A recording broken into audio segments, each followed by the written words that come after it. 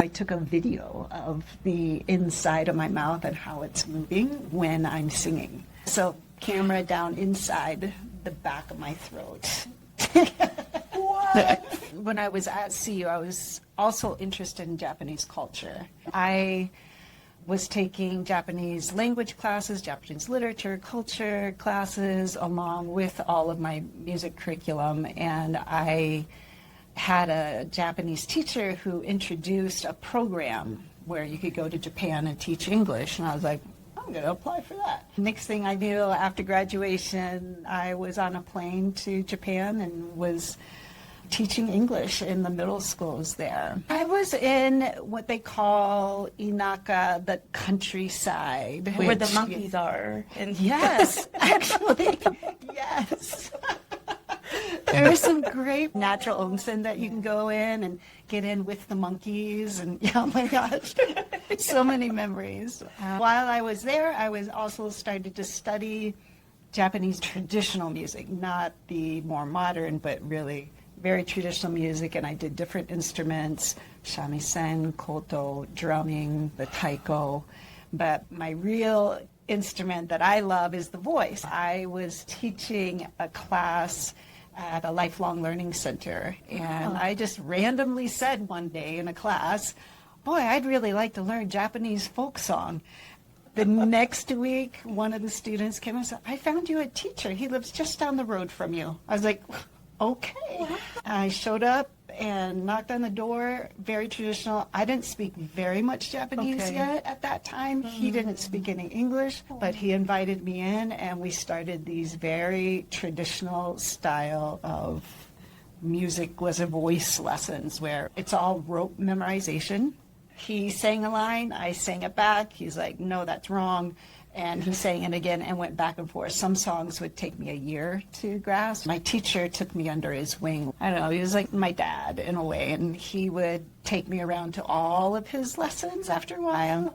They have in Japanese, there's an expression called Kabanmochi, which means bag carrier. He would call me up. He's like, I'm on my way. I'll be there. My job was to help him with his bags and the instruments so that he could teach. And so I would participate in a lot of the group lessons with him and get to know the other people that were also taking lessons. I had to learn how to speak in Japanese and how to learn their customs so that they would accept me into the group too. At least that was my goal, was that I wanted to be part of the group. Right? Yeah. Yeah. The respect and the reverence that you would have had to just demonstrate every time that you met with your teacher to get that level of confidence says something about your character. That's huge. Thank you. Very different from the opera that I sang. So the vocal timbre, vocal techniques are just maybe as far as you can get from each other. From the Western perspective, when I was learning Western music or Italian art, there was one way to sing, and if you don't sing it that way, and you're going to ruin your voice, was the message that I got. But when I started Japanese folk song, if I sing this music like I'm singing arias, Italian, then it doesn't sound authentic. So instead of imposing this Western style of singing onto the Japanese folk song, I retrained my voice. Wow. It was a lot of muscle training and just figuring it out. I was in Japan 11 years total. It was my 5th year in Japan. I hit a lot of milestones that year. I took the Japanese language proficiency test. That is big deal. If you're going to get into a Japanese university, you have to pass level 1. So I passed level 1 that year, which means I'm fluent in Japanese. I also was in a variety of competitions for Japanese folk song. Started moving up the ranks. It starts locally and then regional and goes up. And I did get into national competition. I was only one of 10.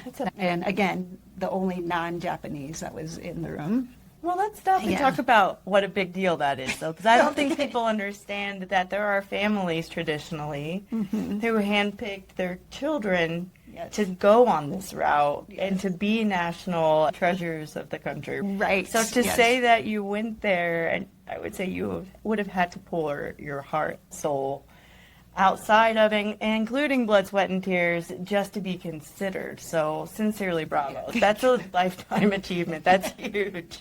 And I just want people to understand that since we don't do that in our country outside of a commercialized way, right, that it's a big deal to be noticed. So it's huge.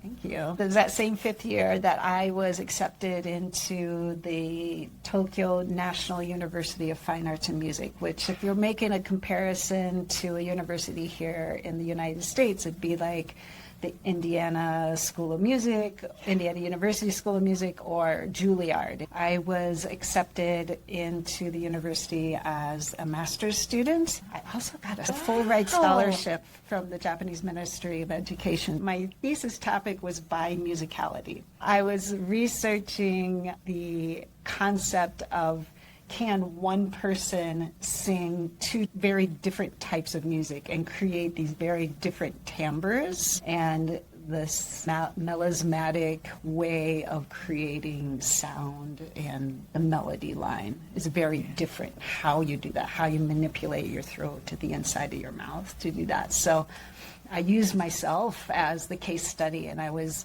practicing Italian aria again and retraining my voice because I had gone so far into Japanese folk song that I had lost that style. I had to go back, retrain my voice again, and then I was simultaneously practicing both styles and seeing what I could do with it.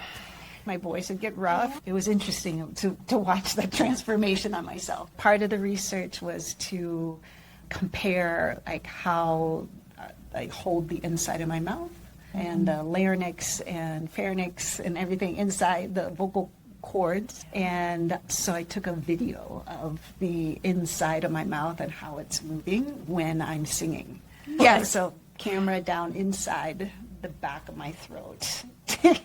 What? Yes. I need to see this. Does it still exist somewhere? It does.